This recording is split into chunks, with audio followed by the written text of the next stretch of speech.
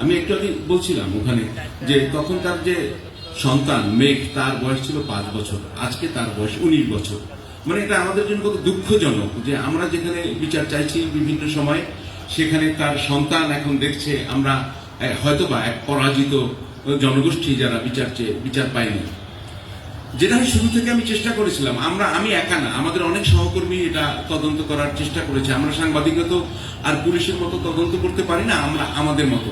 তো আমরা চেষ্টা করেছিলাম কতগুলো ক্লু দেয়ার, কতগুলো কিউ দেয়ার, কতগুলো ঘটনা প্রবাহ দেয়ার, যে কোন ক্ষেত্রে যেটা পুলিশ তদন্ত করে দেখতে পারে।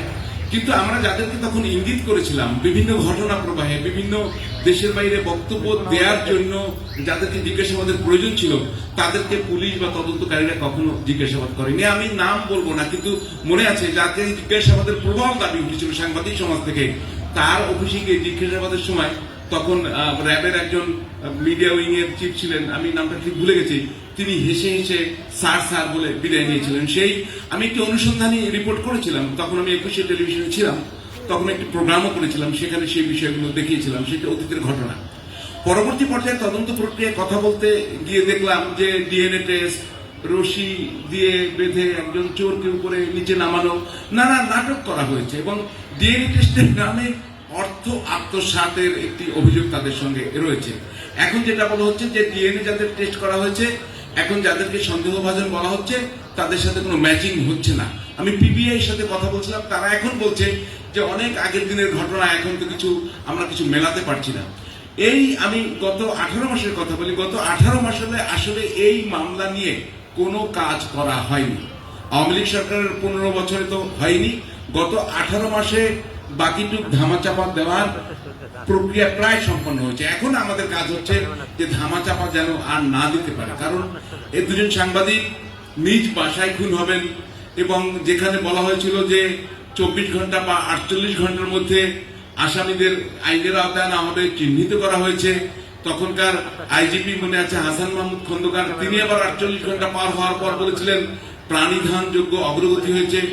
তো তাহলে কি তারাই ধামা চাপা দিয়েছেন? এটি কিন্তু বড় প্রশ্ন। যারা বলছেন অগ্রগতি হয়েছে, তারা সেটা ফাইন্ড আউট করতে পারেনি, ধামা চাপা দিয়েছেন কি তারা?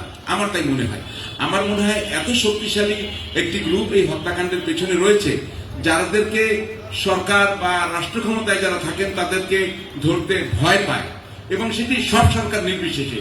মানে আপনার তো ডিপ স্টেট শব্দটা খুব আলোচিত হচ্ছে, তো তারা ডিপ স্টেট, আমি খুব স্ট্রংলি বলছি, ডিপ স্টেটকে কিন্তু কোনো সরকারই কখনো কোনো ধরনের মানে নাড়াতে পছন্দ করে না।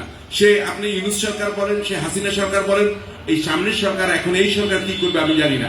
তারা ডিপ স্টেটের লোক, এটি কিন্তু নানা কর্ম প্রক্রিয়ায় নিশ্চিত হয়েছে, তারা আড়ালে থেকে সরকারকে, রাষ্ট্রকে কন্ট্রোল করে। কিন্তু সাংবাদিকরা, আমরা যদি সাংবাদিকতা করতে চাই, তাহলেও কিন্তু এর বিচার, আমাদের বিচারের দাবি নিয়ে মাঠে থাকতে হবে, বিচার নিয়ে আসতে হবে। নয়তো সাগররুনি হত্যার 14 বছর পরে সাংবাদিক কি হত্যা হয় নাই? হত্যা হয়েছে। বিচার কি হয়েছে? হয় নাই। কালকে আপনি আমি হত্যাকাণ্ডের শিকার হব, আবার সেটি হিমাগারে চলে যাবে। সাংবাদিকতার পেশার ডিগনিটি, তাদের নিরাপত্তা, অনেক কিছু প্রয়োজন। আমরা তো সাংবাদিকদের জন্য নিরাপত্তা সুরক্ষা আইনের কথা বলেছি। ইউনূস সরকার তো আমাদের খুব প্রিয় সরকার ছিল, করেছে। বরং ইউনূস সরকারের সময় সাংবাদিকদের নানা কৌশলে নির্যাতন করা হয়েছে। আমরা আগে দেখেছি সরকারের গোয়েন্দা সংস্থাগুলো আমাদেরকে কন্ট্রোল করে। কন্ট্রোল কি শেষ হয়েছে? আপনারা বিভিন্ন নিউজ মিডিয়ায় নিউজ ম্যানেজারের জায়গায় আছেন, তারা দেখবেন যে কি পরিমাণ মেসেজ এখন বিভিন্ন জায়গা থেকে আসে। আসলে কোন সরকার, কোন দেশে সাংবাদিকদের স্বাধীনভাবে কাজ করতে দিতে চায় না। সেটা মার্কিন যুক্তরাষ্ট্র বলেন কেন, হোয়াইট হাউস থেকে তো ওদেরকে অবাঞ্ছিত করার চেষ্টা করেছিল সাংবাদিকদের। কিন্তু আমাদেরকে সেটা আদায় করে নিতে হবে। সাংবাদিকদের সাগররুনি হত্যার পরে যে আমি ইস্পাত কঠিন ঐক্য দেখেছিলাম, সেই ঐক্য ভেঙে গেল। আশায় বুক বেঁধেছিলাম, সবাই মাঠে নেমে এসেছিল, আমাদের ঐক্য দেখে সারা দেশের মানুষ নেমে এসেছিল। তাহলে এইখানে সাংবাদিকদের ভিতরে কুলাঙ্গার গুলো কারা সুবিধা নিয়েছে, তাদেরকে চিহ্নিত করার দায়িত্ব আমাদের আজকে চলে এসছে। তো আজকে সেই বিভেদ নয়, আমরা আবার ঐক্যবদ্ধ ভাবে যদি আবার মাঠে নামি, আমি বিশ্বাস করি সাগররুনি হত্যাকাণ্ডের বিচার আমরা দাবি করব। ঢাকা রিপোর্টার্স ইউনিটিকে আমি অসংখ্য ধন্যবাদ জানাই, তারা কখনোই থেমে থাকেনি। ঢাকা, আমি ক্রাইম রিপোর্টার্স অ্যাসোসিয়েশনের নাম বলতে চাই এই কারণে, আবু সালে এখন এখানে আছেন, উনি কিন্তু ক্রাইম রিপোর্টার্স অ্যাসোসিয়েশনের একাধিকবার সভাপতি ছিলেন, সাধারণ সম্পাদক ছিলেন। এই যে এখানে মাইনুল সোহেল আছে, আর অন্যান্য যে সাবেক সাধারণ সম্পাদক সভাপতিরা রয়েছেন, তারা কিন্তু কখনো পিছু হটেননি। সুতরাং আমাদের আবারও তার দায়িত্ব নিক আমি মনে করি, কারণ এই দুইটা প্ল্যাটফর্ম আমি দেখেছি অরাজনৈতিক সাংবাদিকদের যে অরাজনৈতিক প্ল্যাটফর্ম, এখান থেকে ডাক আসলে সবাই তাদের পেছনে দাঁড়ায়।